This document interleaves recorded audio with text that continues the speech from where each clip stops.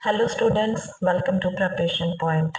सो students, आज जो है हम लोग जानेंगे यूपीएससी सिविल सर्विसेज एग्जामिनेशन के सिलेबस और पैटर्न के बारे में। ठीक है, तो इसमें क्या रहता है आपको सभी को पता भी होगा, और लेकिन जो स्टूडेंट्स नए हैं उनको हम लोग जो है ये स्क्रैच से बताएंगे, because basically this is meant for beginners, जिनको के यूपीएससी सीएससी के बारे में अभी कोई भी नॉलेज जो है वो नहीं है। ठीक है, तो हम लोग कर रहे हैं exam pattern and syllabus for UPSC examination. तो स्टूडेंट्स, इसमें आपके जो है वो तीन फेजेस रहते हैं। सबसे पहला है आपके पास जो है प्रीलिम्स होता है, then we come to mains, then is interview. और जो प्रीलिमिनरी फेज है, अगर मैं बोलूं तो जनरली ये मई में हो जाता है, और जो मेंस एग्जाम है वो आपका आमतौर पे सितंबर में होता है, और जो इंटरव्यू है वो मार्च अप्रैल में रहती है। सो घूम फिर के आप लोग बोल सकते हैं कि ये एक 1 ईयर का टोटल टाइम रहता है, जिसमें कि यूपीएससी जो है वो एक जो है एग्जाम का जो 3 फेजेस है उसको कंप्लीट करती है। ठीक है स्टूडेंट्स, तो अब सबसे पहले हम लोग बात करते हैं प्रीलिम एग्जाम की। ठीक है, बिकॉज प्रीलिम एग्जाम को ना सबसे मुश्किल एग्जाम कहा जाता है, बिकॉज प्रीलिम जो एग्जाम है वो बेसिकली क्या है, एक स्क्रीनिंग टेस्ट है। ये जो है स्क्रीनिंग टेस्ट है, जनरली कहा जाता है कि नॉन सीरियस कैंडिडेट्स को या फिर जिनकी अभी उतनी तैयारी नहीं है उनको एलिमिनेट जो है उस ईयर की जो परीक्षा है उससे एलिमिनेट करने के लिए उनको जो है वो ये यहाँ से स्क्रीन करने के लिए ये जो है प्रीलिम एग्जाम रखा जाता है।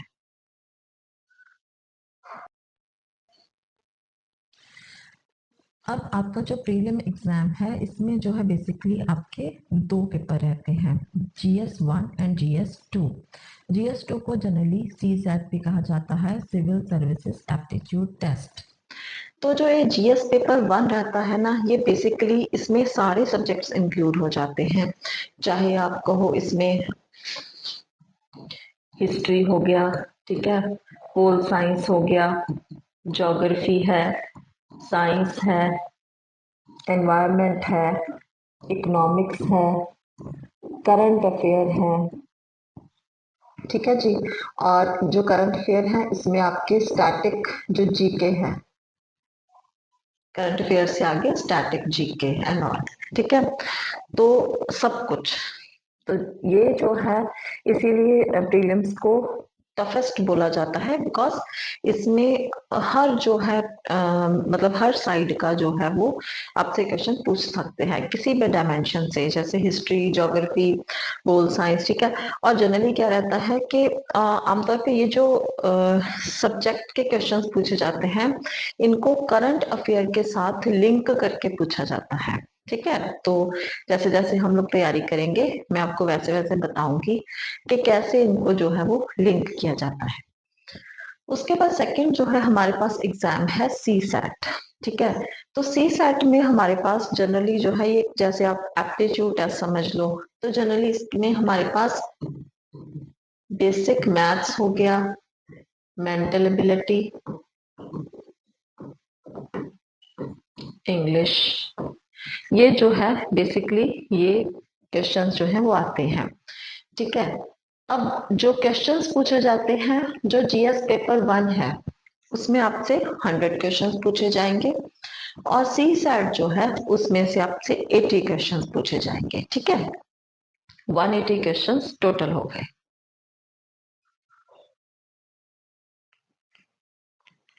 मार्क्स जो है वो सेम है, जीएस पेपर 1 उसके भी 200 मार्क्स हैं, सी सैट जो है उसके भी 200 मार्क्स हैं, एंड टोटल जो है ये 400 मार्क्स है। अच्छा, एक चीज बहुत इंपॉर्टेंट है कि इसमें नेगेटिव मार्किंग है। आई हैव ऑलरेडी अंडरलाइंड, आप भी अंडरलाइन कर लीजिए, क्योंकि जनरली जब कोई भी स्टूडेंट अपीयर होता है एग्जाम में तो उसका ये क्वेश्चन होता है कि नेगेटिव मार्किंग है क्या। यस, नेगेटिव मार्किंग है प्रीलिम्स में। कितनी है? 1/3। अगर आपका एक आंसर गलत होता है तो उसके लिए आपको 1/3 जो है आपके मार्क्स डिडक्ट किए जाते हैं। टाइम अलॉट होता है 2 घंटे दोनों के लिए, इनके टोटल 4 घंटे।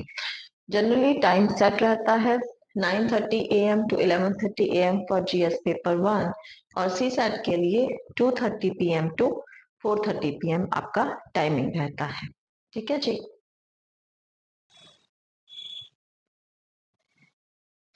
अब एक चीज जो मैं आपको यहाँ पे शेयर करना चाहूंगी कि जो हमारा सी सैट एग्जाम है ना, दिस इज एक्चुअली क्वालिफाइंग। ये जो जीएस का नहीं, जीएस पेपर 1 नहीं, सी सैट एग्जाम ओनली। ठीक है, तो ये क्वालिफाइंग रहता है जिसमें कि आपको 33% जो है वो मार्क्स लेने होते हैं। जो भी स्टूडेंट 33% से अबव लेता है उसको जो है क्वालिफाइड माना जाता है ये सी सेट में। ओके, तो अगर आप मार्क्स निकालेंगे तो जनरली ये 66 बनते हैं आपके टोटल मार्क्स जो आपको लेने ही लेने हैं to clear CSAT exam. Fine. अब नेक्स्ट हम लोग आ रहे हैं हमारे मेंस एग्जाम की तरफ। ठीक है जी, तो मेंस एग्जाम में आपका सबसे पहला जो पेपर 1 रहता है वो है ऐसे। ठीक है, ऐसे जो है स्टूडेंट्स कैंडिडेट अपनी जो उसकी खुद की जो लैंग्वेज जो भी वो चाहता है जिस लैंग्वेज में लिखना उसमें वो ऐसे को अटेम्प्ट कर सकता है।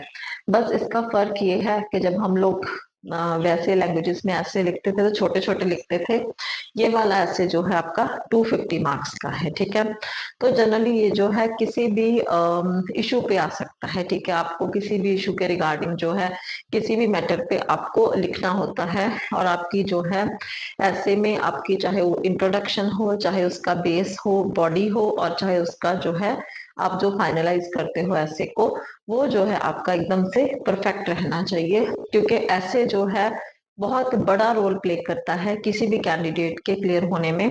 क्योंकि अगर आपको आपने करंट अफेयर अच्छे से पढ़ा है, आपने न्यूज़पेपर अच्छे से पढ़े हुए हैं, तो आप ऐसे इजीली अटेम्प्ट कर सकते हो और आप जो है ऐसे में अच्छे से अच्छे मार्क्स लेके, और वही मार्क्स आपको हेल्प करेंगे फाइनली एग्जाम को क्रैक करने में।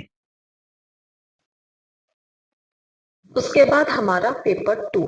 पेपर 2 को हम लोग जनरल स्टडीज 1 भी बोलते हैं, जिसमें कि हमारे पास Indian heritage and culture, history, geography of the world and society. मतलब अगर मैं आपको शॉर्ट में बताऊं तो जो हमारे पास इसमें आता है इंडिया का और वर्ल्ड का, हिस्ट्री भी है, ज्योग्राफी भी है, आर्ट एंड कल्चर भी आ जाता है, और सोसाइटी के बारे में भी आ जाता है।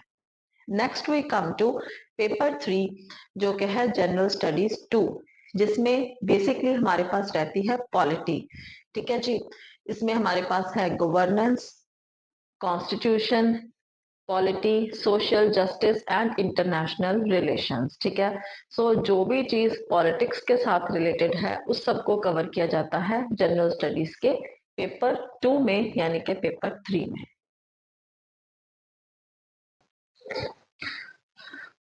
नेक्स्ट वी हैव पेपर 4 जिसको कि हम लोग बोलते हैं जीएस 3, जनरल स्टडीज 3। इसमें बेसिकली आपके पास आ जाता है साइंस एंड इकोनॉमी, जिसमें कि आपके पास टेक्नोलॉजी है, इकोनॉमिक डेवलपमेंट और environment, biodiversity, security and disaster management. Okay, then we come to paper 5 जो कि रहता है हमारा जनरल स्टडीज पेपर 4, जिसमें एथिक्स, इंटेग्रिटी एंड एप्टीट्यूड है। अब पेपर 6 और 7 जो है उसमें ऑप्शनल रहता है, कैंडिडेट को अपनी मर्जी के हिसाब से 2 ऑप्शनल पेपर चुनने होते हैं। और अगर आप इसको देख सके, ये जो है सारे जितने भी आपके एग्जाम रहते हैं पेपर 1, 2, 3, 4, 5, 6 एंड 7, ये जो है आपके सारे के सारे हैं 250 मार्क्स के। ठीक है जी,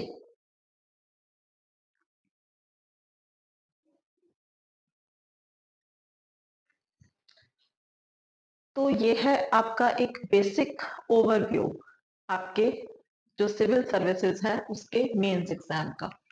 ठीक है, अब यहाँ पे मैं एक चीज जो ऐड करनी चाहूंगी वो ये है कि ये जो आपके ऑप्शनल सब्जेक्ट हैं पेपर 1 और पेपर 2, इसमें इसके भी पार्ट 1 पार्ट 2 होगा और इसके भी पार्ट 1 पार्ट 2 होगा। सो अगर आप टोटल लेके चले तो आपको जो है वो आपके 9 पेपर्स रहते हैं। ठीक है जी, तो this was the basic overview of our mains examination in CSE. And उसके बाद नेक्स्ट जो है वो है इंटरव्यू। ठीक है, जब कैंडिडेट प्रीलिम्स की स्क्रीनिंग में निकल जाता है, मेंस क्लियर कर लेता है, देन ही और she has to appear in interview.